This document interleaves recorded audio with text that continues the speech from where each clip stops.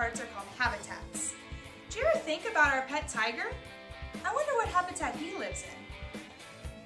Maybe our ficus tree. Do you think that that's in a certain part of the world?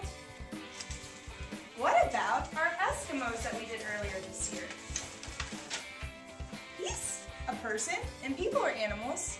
Do you think he lives in a different region than our tiger does? Well, that's what we're going to talk about this week. We're going to talk about habitats. One habitat in particular, the rainforest. So join me outside as we go talk about our habitat. Do you remember what town our habitat's in? That's right, it's Bulverde, Texas. Our habitat consists of many things, like dogs, cats, horses, all those pets that we have around us. It also has many oak trees that grow tall into the sky. We have wildflowers like bluebonnets and Indian paintbrushes. There's also wild animals around us like white-tailed deer, possums, raccoons, and many types of birds. Do you think that's really different from the rainforest? How different do you think it is? Now it's time to learn a little bit about the layers of the rainforest.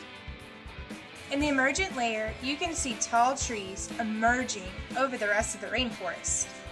The trees you see in the emergent layer are considerably larger than the rest of the trees. The trees here get most of the sunlight in severe weather.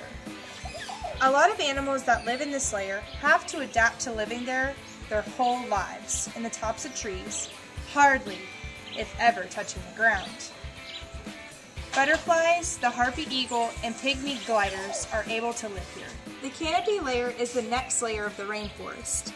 In the canopy layer, you can only see the tops of the rainforest trees that create a canopy or roof for the rest of the layers. Since lots of sunlight reaches this area, the leaves of the trees are smaller and rounder.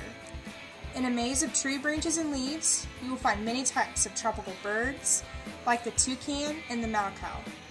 Several types of monkeys, sloths, and insects also live in this layer. The third layer of the rainforest is the understory layer. This is the last layer before you reach the forest floor. The canopy layer absorbs most of the sunlight, so plants in this layer have to fight for the rest of the sunlight. They typically have larger leaves to try and receive that light. In this layer, you will find animals without wings or hanging arms. The animals you find here are jaguars, tree frogs, leopards, and many types of insects. Leopards live here because they sit on top of the tree branches and wait for their prey to come by so they can pounce on them. This brings us to the very last layer, the darkest layer of the rainforest. It is called the forest floor. Since very little sunlight reaches this layer, very little plants can grow here. Most of the animals that survive here are insects that feed on decomposing plants like termites, millipedes, and cockroaches. Animals that feed on these insects can also survive here, like armadillos, snakes, and anteaters. Jaguars and rhinos can also be found on this layer.